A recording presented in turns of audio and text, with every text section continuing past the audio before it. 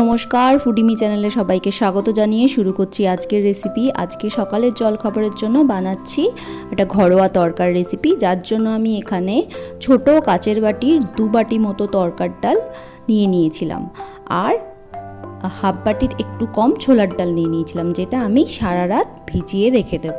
সকালবেলা এটাকে ভালো করে ধুয়ে প্রেসার কুকারে সিটি মেরে নেব।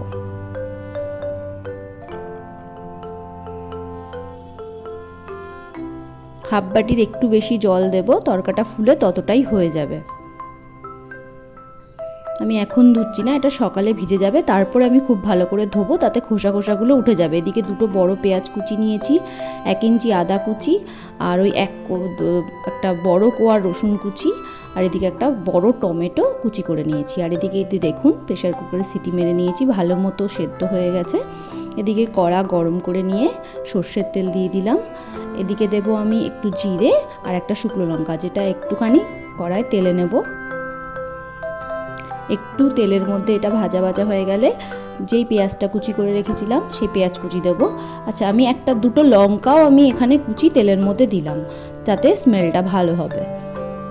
পেঁয়াজ কুচিটা দিয়ে এবার রসুন কুচি আর আদা কুচি এগুলো আমি আলাদা করে আগে ভেজে নিলাম না, পেঁয়াজের মধ্যে দিয়েই ভাজবো, তাতে কি তিনটেই একই রকম ভাজা হবে, কোনোটা বেশি ভাজা কোনোটা কম ভাজা হবে না। এই যে আদা কুচিটা দিয়ে দিলাম, আর এদিকে রসুন কুচিটাও দিয়ে দিলাম।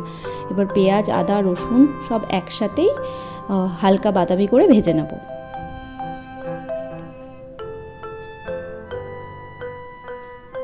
এবার টমেটো কুচিটাও দিয়ে দেবো, যেহেতু এটা লাল লাল হয়ে এসছে। এবার টমেটো কুচিটা দিয়েও একটুখানি নাড়াচাড়া করে নেব। দিয়ে দিলাম 1 চামচ মতো নুন,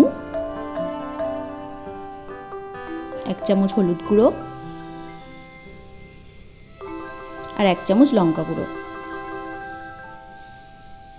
তরকা একটু ঝাল ঝাল ভালো লাগে, যার জন্য আমি লঙ্কার গুঁড়োটা 1 চামচ দিলাম। এদিকে আমি কাঁচা লঙ্কা কুচি যেগুলো দিয়েছিলাম ওগুলো মোটামুটি ঝাল আছে। আর আমি এবার কি করব, আমি যে একটু কাশ্মীরি লঙ্কার গুঁড়ো আমি দিলাম, একটু রঙটা যাতে আসে। আর আমি না ডিমটা আলাদা করে ভেজে দেব না, আমি এই মশলাটার মধ্যেই ডিমটা দেব। এই মশলাটার মধ্যেই ডিমটাকে আমি একদম ভালো করে ভেজে নেব, মশলার সাথে একদম মিশে যাবে ডিমটা। তাহলে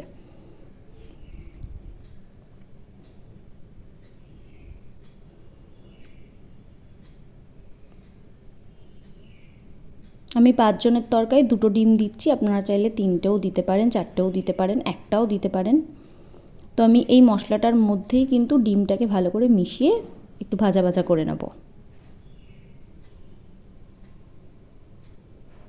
এবার আমি তরকাটা দিয়ে দিলাম, দিয়ে একটুখানি নাড়াচাড়া করে নেব। যেহেতু এটা ভালো মতো সেদ্ধ হয়েই গেছে, তাই আমাকে খুব বেশিক্ষণ কড়ায় এটাকে ফোটানোর দরকার নেই।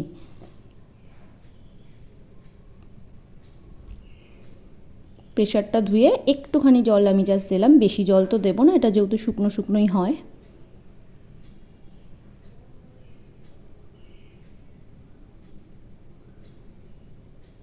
এই যে সামান্য একটু ফুটে এসছে, যেহেতু দেখলাম একটু লেগে যাচ্ছে, যার জন্য আমি সামান্য একটু আধ কাপ মতো একটু জল দিয়ে দিলাম। এবার তড়কা মশলাটা দিয়ে নেব, পুরো 1 প্যাকেট তড়কা মশলা আমি দিলাম।